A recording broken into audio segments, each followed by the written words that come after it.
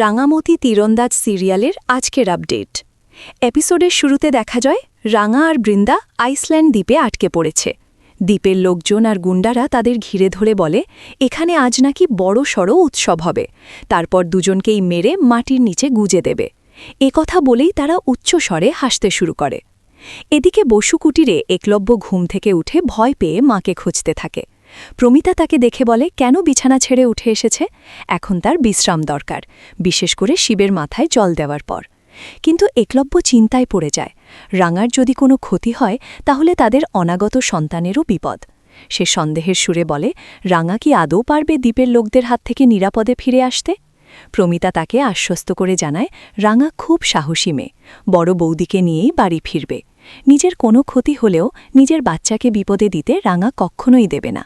সে আরও বলে তাদের সন্তান একদিন এই বাড়ির ড্রয়িং রুমে ছোট ছোট পা ফেলে দৌড়াবে, কোলে এসে বসবে। এই সময় পাঞ্জালি এসে উপস্থিত হয়। প্রমিতা তাকে বলে অঙ্কুরকে যেন একলব্যর পাশে থাকতে বলে, নইলে এই সময়ে একলব্য আরও বেশি ভয় পেতে পারে।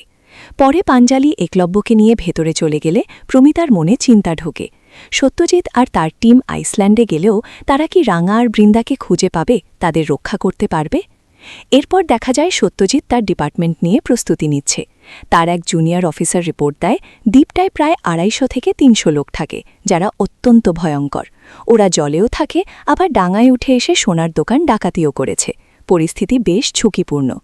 সত্যজিৎ তার টিমকে সাবধান করে বলে দ্বীপের লোকেরা রাঙামতিকে খুবই সাধারণ ভাবে, কিন্তু তারা জানে রাঙা মোটেও সাধারণ নয়, তাই কাউকে তার নির্দেশ ছাড়া অস্ত্র ব্যবহার করতে নিষেধ করে।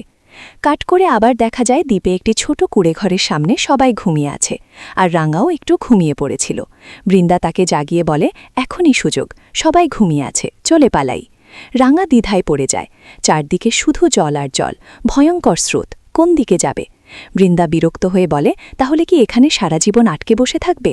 না খাবার, না ইন্টারনেট, না ঠিকমতো থাকার জায়গা, আর সে তো শুকিয়ে কাঠ হয়ে যাচ্ছে, যেভাবেই হোক বেরোতে হবে। রাঙা রাজি হয়ে বৃন্দাকে নিয়ে আস্তে আস্তে চুপি চুপি বেরোতে গেলে হঠাৎ গুন্ডারা জেগে ওঠে। তারা প্রশ্ন করে কোথায় যাচ্ছ? রাঙা ঠান্ডা মাথায় বলে পালানোর মতো কোনো জায়গাই তো নেই, চারদিকে কেবল সমুদ্র। বড় বৌদির ভীষণ খিদে পেয়েছে, তাই তারা মাছ ধরতে যাচ্ছে, খাইয়ে দেবে বলে। এরপর দুজনে সমুদ্রের ধারে যায়। বৃন্দা চারদিকে তাকিয়ে ভয়ে কাঁপতে থাকে। রাঙা নিজের বানানো তীর দিয়ে একটি মাছ ধরে বড় বৌদিকে দেয় এবং বলে আগুন জ্বালিয়ে রান্না করতে হলে আগে পরিষ্কার করতে হবে।